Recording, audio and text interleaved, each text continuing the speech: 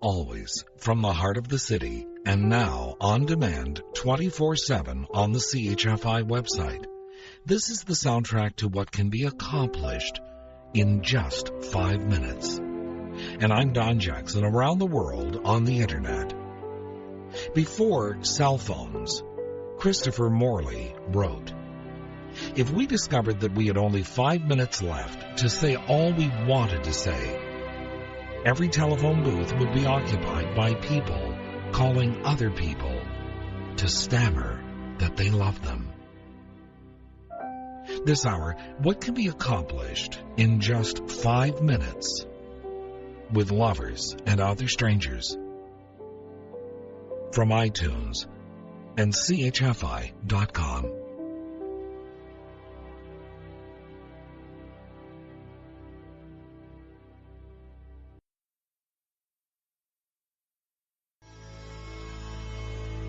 Blue Rodeo with Bad Timing, and Kansas with Dust in the Wind.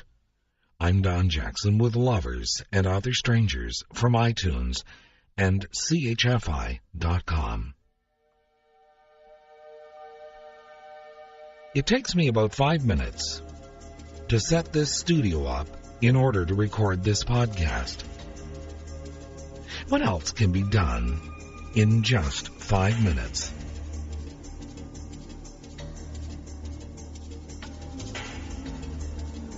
We can microwave a frozen dinner, mend a sock, put gas into the family vehicle, pay for groceries at the checkout, get money from the ATM machine, or do banking online, buy a ticket to a blockbuster movie, order, and then get a coffee at the drive-thru, read a web page, write, and send a text message. Now, I think my children can do that in less than a minute, but it takes me about 5 minutes to upload this podcast, and about 5 minutes or so for you to download it. It's the time hockey players are penalized for fighting. And here's something else to consider from an unknown writer. It takes a minute to have a crush on someone, an hour to like someone, and a day to love someone. But it takes a lifetime to forget someone. 5 minutes this hour with Lovers and Other Strangers from iTunes and CHFI.com. Michael Buble saved The Last Dance for me, Amanda Marshall with Dark Horse, and 5 for Fighting with the Riddle. I'm Don Jackson with Lovers and Other Strangers from iTunes and CHFI.com.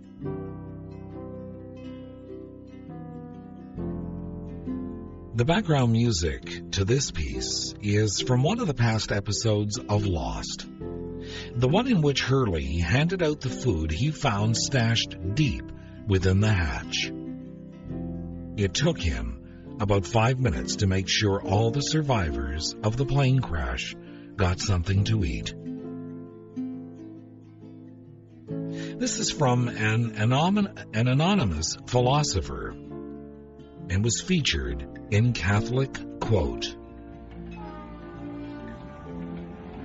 I recall once on a railway journey with my father when he unintentionally committed some slight infraction and was unmercifully bawled out by a minor train employee. I was young then, and hotly told my father afterward that he should have given the man a piece of his mind, or at least have reported him to his superiors. My father smiled.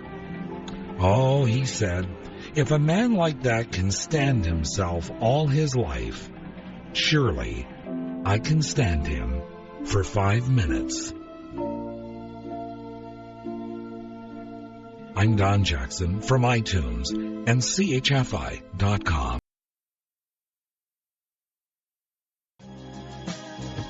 It might take a good 5 minutes to enjoy a slow dance with someone special. We heard Johnny Rivers doing just that.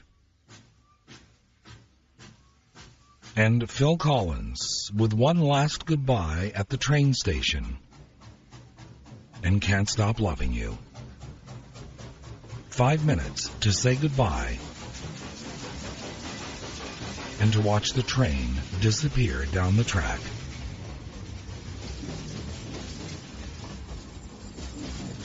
I'm Don Jackson with Lovers and Other Strangers from iTunes and CHFI.com. Are you familiar with the term vanity? Cynthia Zarin writes, and I quote, "A dictionary printed in 1937 defines the word vanity only as that which is vain, futile, or worthless." 2 decades later, little girls, including my pal Elspeth, who grew up on a farm where horses were groomed rather more often than little girls, longed for one. Today, the home office desk commandeers the floor space once held by the vanity. And for most of us, the toilet table and the coiffeuse have been replaced by the bathroom mirror and the compact. To say we can do our faces, our hair, in 5 minutes flat isn't only a paean to efficiency, it's a shot in the heart of artifice. Unquote. An excerpt from an article featured in the August 01 issue of Victoria magazine called Vanity Fair by Cynthia Zarin, an article about dressing tables. Lovers and Other Strangers from iTunes and CHFI.com.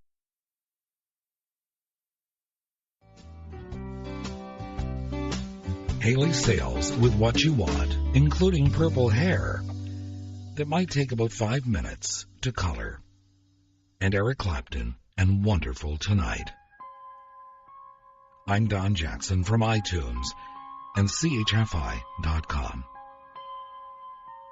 This is a true story by an unknown author. It's called The Littlest Firefighter. The 26-year-old mother stared down at her son, who was dying of terminal leukemia. Although her heart was filled with sadness, she also had a strong feeling of determination. Like any parent, she wanted her son to grow up and fulfill all his dreams. Now, that was no longer possible. The leukemia would see to that. But she still wanted her son's dreams to come true. She took her son's hand and asked, "Billy, did you ever think about what you wanted to be once you grew up? Did you ever dream and wish what you would do with your life?" "Mommy, I always wanted to be a fireman when I grew up." Mom smiled back and said, "Let's see if we can make your wish come true."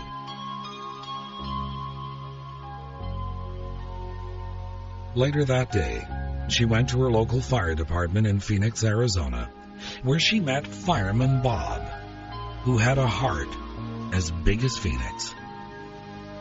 She explained her son's final wish and asked if it might be possible to give her 6-year-old son a ride around the block on a fire engine. Fireman Bob said, "We can do better than that. If you'll have your son ready at 7 o'clock Wednesday morning, we'll make him an honorary fireman for the whole day. He can come down to the fire station, eat with us, go out on all the fire calls, the whole 9 yards. And if you'll give us his sizes, we'll get a real fire uniform for him, with a real fire hat, not a toy one, with the emblem of the Phoenix Fire Department on it. A yellow slicker, like we wear, and rubber boots. They're all manufactured right here in Phoenix, so we can get them fast. 3 days later, Fireman Bob picked up Billy, dressed in his fire uniform, and escorted him from his hospital bed to the waiting hook and ladder truck. Billy got to sit on the back of the truck and help steer it back to the fire station. He was in heaven. There were 3 calls in Phoenix that day, and Billy got to go out on all 3 calls. He rode in different fire engines, the paramedic's van, and even the fire chief's car. He was also videotaped for the local news program. Having his dream come true, with all the love and attention that was lavished upon him, so deeply touched Billy that he lived 3 months longer than any doctor thought possible. One night, all of his vital signs began to drop dramatically, and the head nurse, who believed in the hospice concept that no one should die alone, began to call family members to the hospital. Then she remembered the day Billy had spent as a fireman, so she called the fire chief and asked if it would be possible to send a fireman in uniform to the hospital to be with Billy as he made his transition. The chief replied, "We can do better than that. We'll be there in 5 minutes. Will you please do me a favor? When you hear the sirens screaming and see the lights flashing, will you announce over the PA system that there is not a fire? It's just the fire department coming to see one of its finest members one more time. And will you open the window to his room?" About 5 minutes later, a hook and ladder truck arrived at the hospital and extended its ladder up to Billy's 3rd floor open window, and 16 firefighters climbed up the ladder and into Billy's room.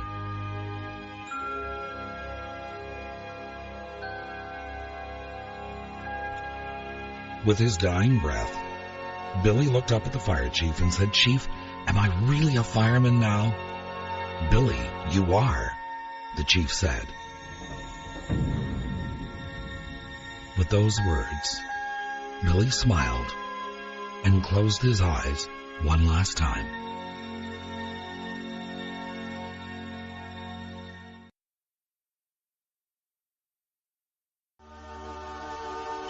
Gladys Night, Forever Yesterday for the Children, and Amy Sky's Ordinary Miracles.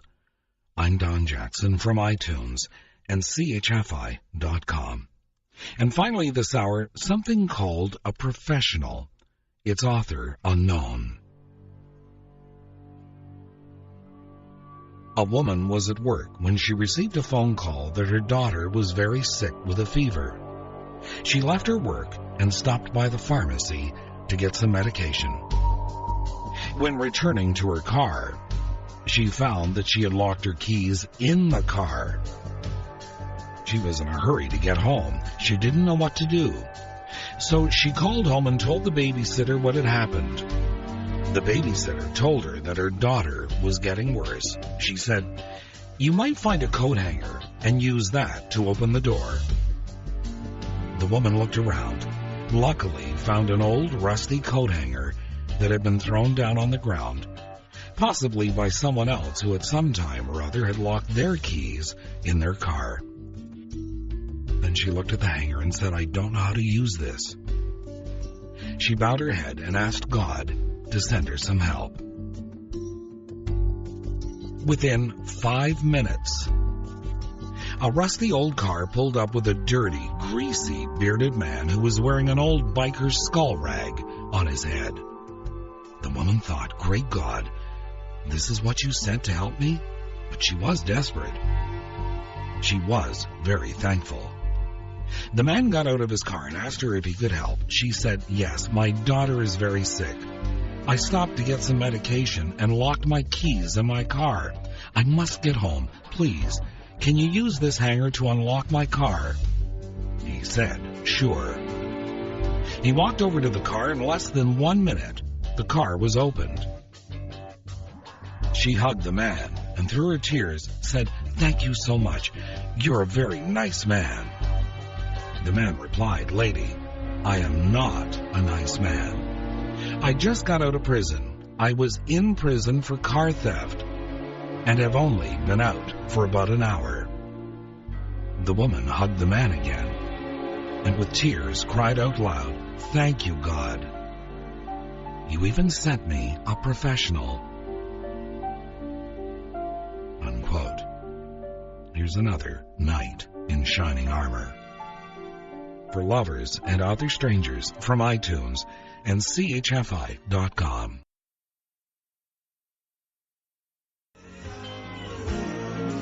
It only takes about 5 minutes to tell a friend or two about this program from CHFI.com. Good night, sweet dreams. I'm Don Jackson.